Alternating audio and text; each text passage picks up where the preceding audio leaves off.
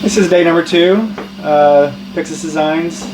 We are going to go over and learning as we do this how to print for the Prusa XL.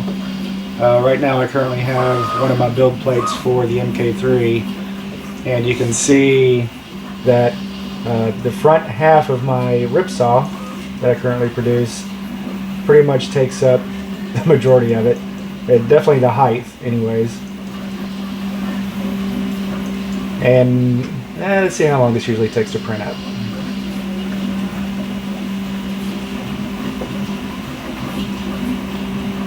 So this typically takes about 1 day and 8 hours to do this, and that's at 100% speed for the MK.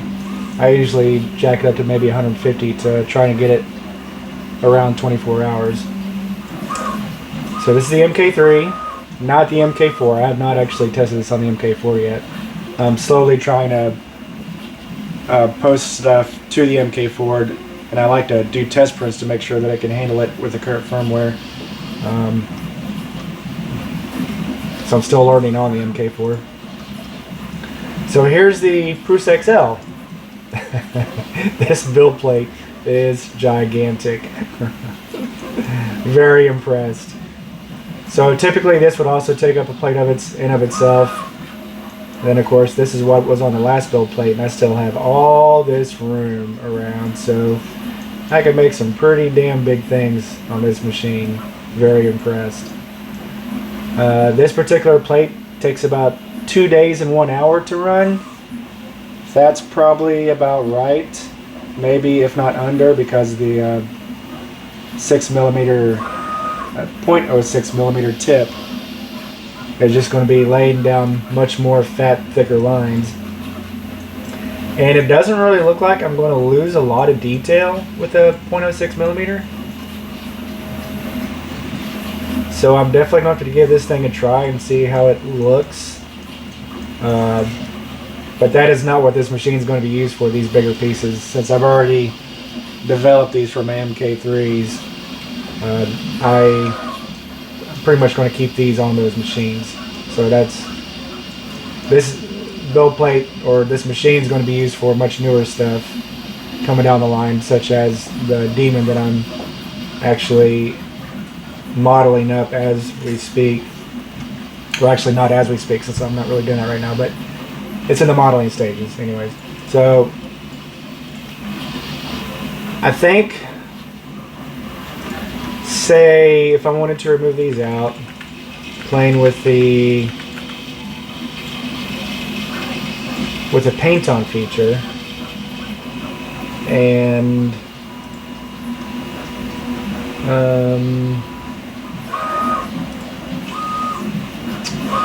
I don't think I have the newest Prusa slicer. It's 2.6, right? 2.6?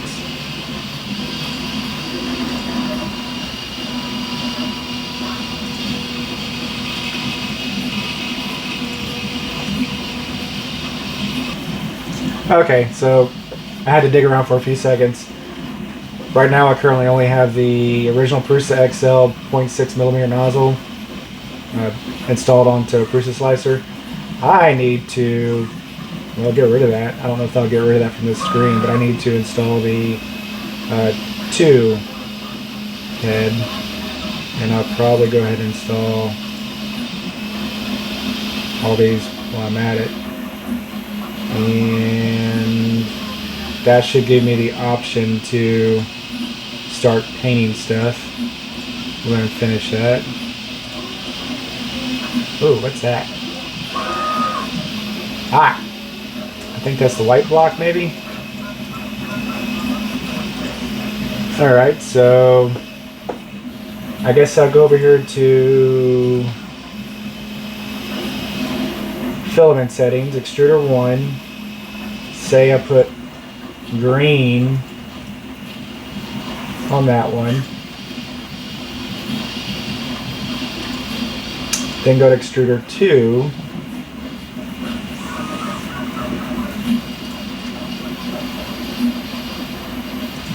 and put black, or we'll put gray since gray is easier to see. Go to plate. Nope, that didn't work. Filament. Dual Extruder 1.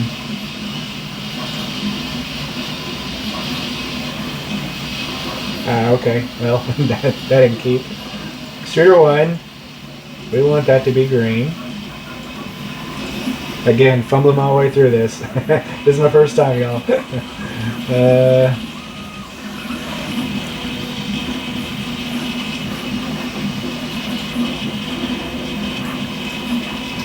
Filament settings, green. I wonder if this is just the paint feature.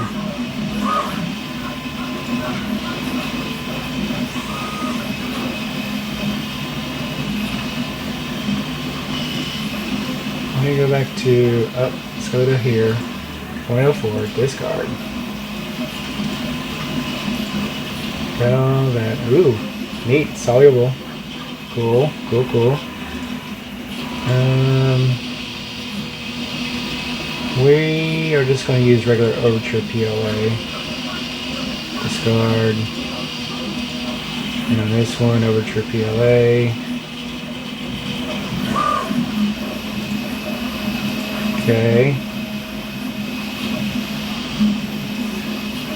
Okay, maybe this is where I did that.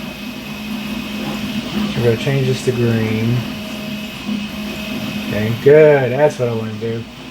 And this one we're going to change to a grayish to kind of signify black. Okay. So one of the things that I kind of wanted to do for the rib saw was make some of these details like possibly black.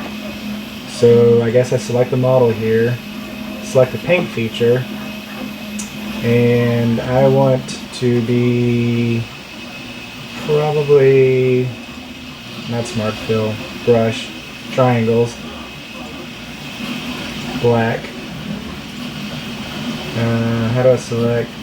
Oh, left mouse button. Okay.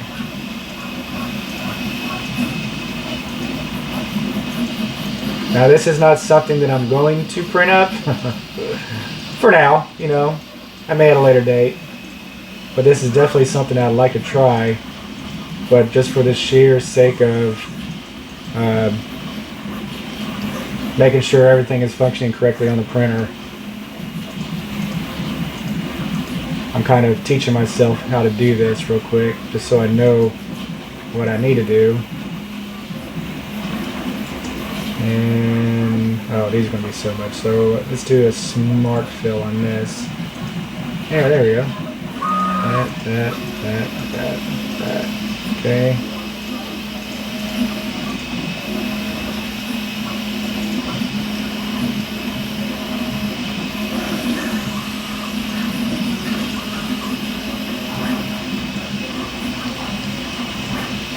So this would be some of the things that I can take advantage of on this machine, is being able to paint specific features on the model itself, or the STL file, so that I can get a different, more detailed look of the finalized product.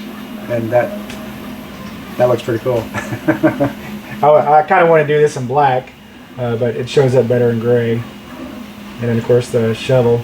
And if I had a 3-head extruder, I could probably do this handle in brown, but I don't, because I cheaped out and only did the 2-head extruder. But it'll come as soon as they start releasing the extruders as purchasable items. I'm probably going to be upgrading to a 3rd extruder pretty quickly, because I could definitely have a use case scenario for three extruder heads. Maybe not so much 5. I don't know of anything that I would actually do to need that many. So yeah, something like that. Alright, so let's pick something that we can print up today.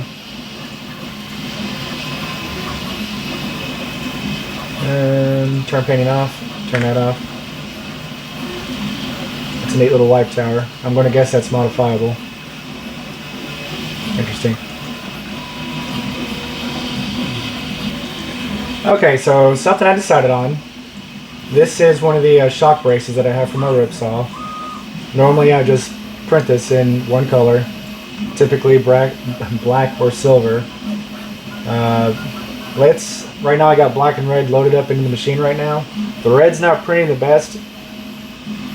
I usually have to dial it in on my MKs to make that not stringy and stuff, and it's kind of the same for the XL right now. So we're going to get this all printed up. It may be a little bit of a stringy mess, but that's only because it's the red. It's not been dialed in on this machine. So let me think what we can do here. We're going to select the part, select that. We're going to select colors. Extruder 1 is black, and extruder 2 is red. That did not do what... Did it do it? Okay, there we go. Now let's select the part, paint. Let's do the shock tower. Ooh, we can do some crazy stuff here. We can make that extruder work for its money. Let's do that. Let's add some detail in here.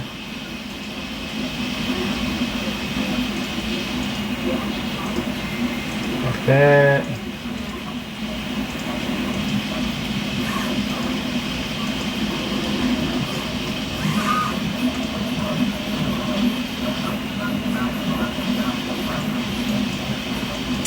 And let's do this.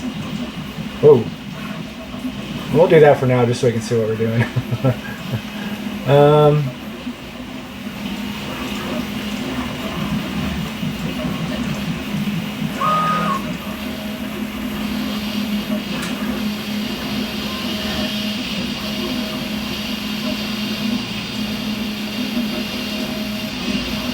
Yeah, I don't particularly like that. We'll go back and do this. And just do this. Oh, but I got smart fill on right now too. Actually, that doesn't look too bad. That looks pretty sharp. It gives it just enough detail.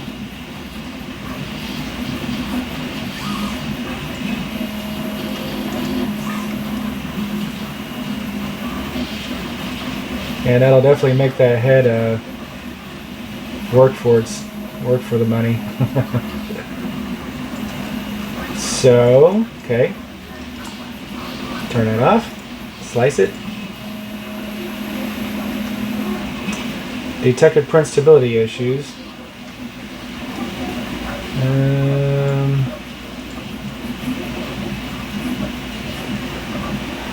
Shock pattern 3x, floating bridge anchors. Consider enabling supports. I'm not sure where it's seeing that at.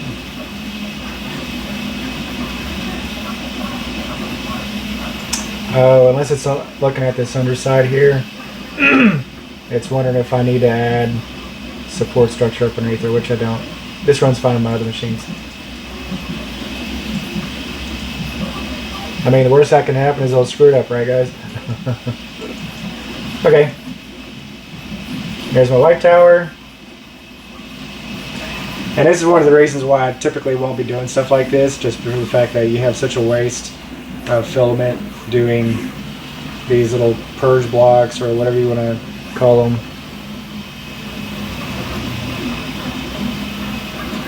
But okay, let's throw this on the machine and see what happens. Got my thumb drive here.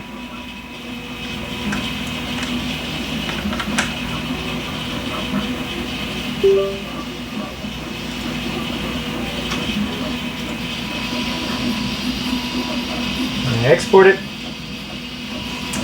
Actually, I want to move this over here. Slice. Export to USB drive. An hour and 20 minutes. That's a lot longer than what I thought it was going to take. Gotta be honest with that.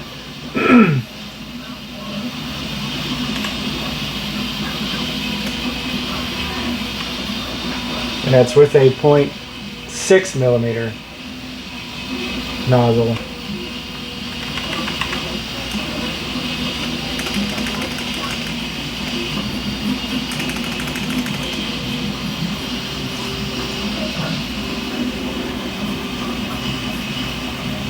Right, is there no other way I can change that?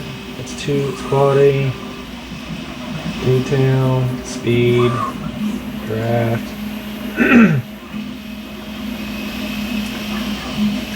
I mean, I guess it's probably a lot of... Oh, that's it's set up for 0.4.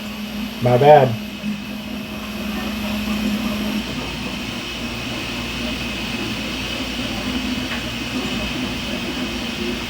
Let me do this again. Oh, I gotta redo everything.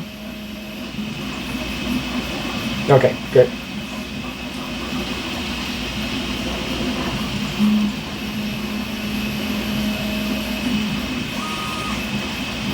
Now this is supposed to take...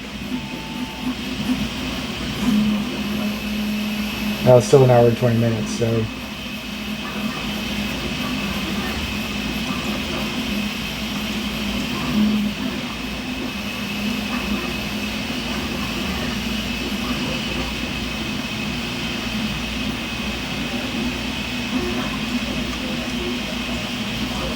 Okay, anyways. Back.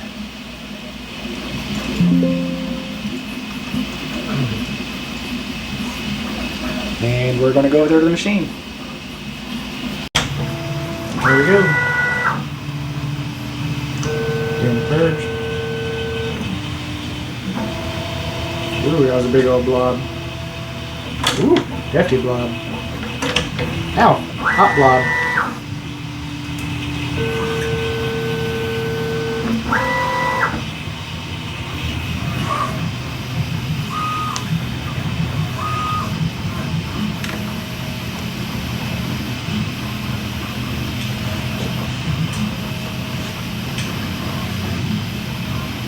Well, that is really dried.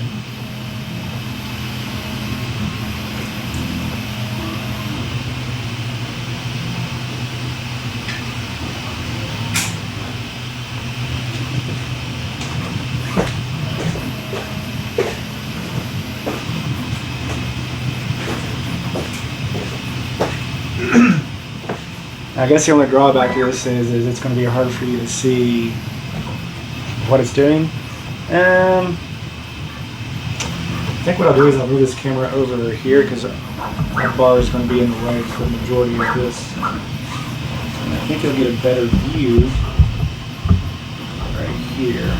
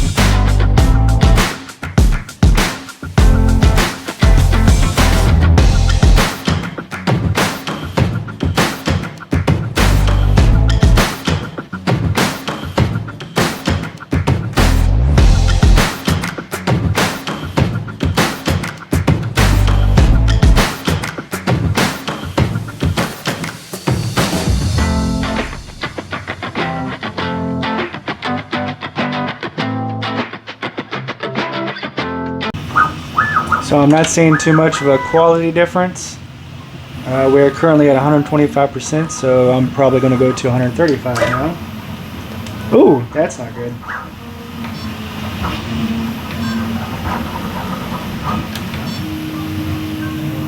That's not good. Yeah, that blob really kind of jacked things up. That first initial blob that it threw down was not very healthy for the machine. So we are going to try this again. Hopefully I've got that red turned down a bit.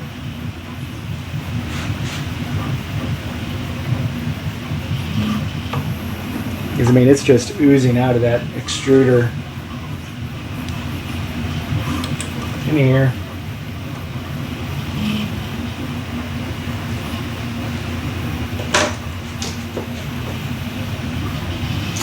So, got it off the bed. This is what we're looking at right now. It's not too bad.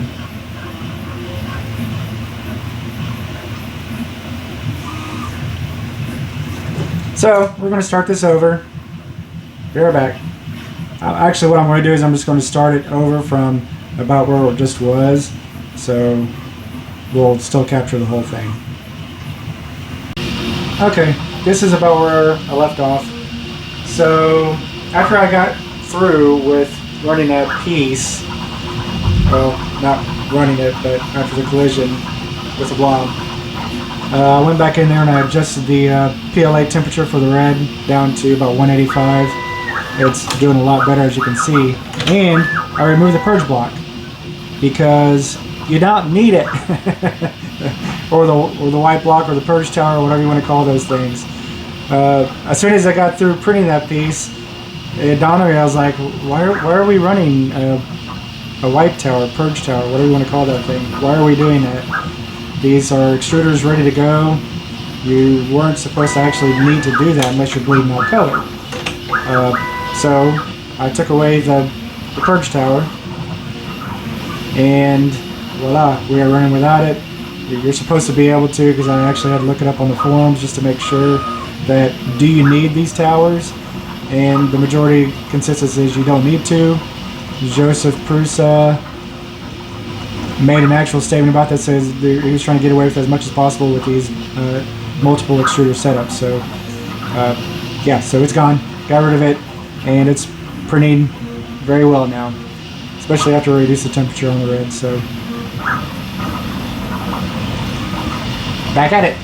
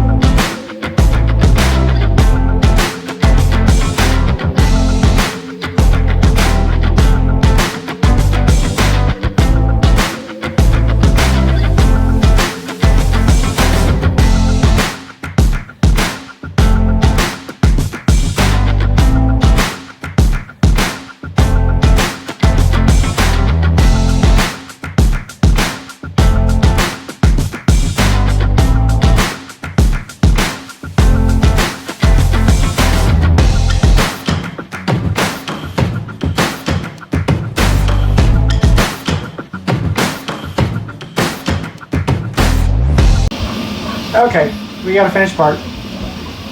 Before we start to critique this too much, let's begin by saying this is the largest diameter nozzle that is in the machine, so a lot of the details in this are probably not beneficial for that nozzle.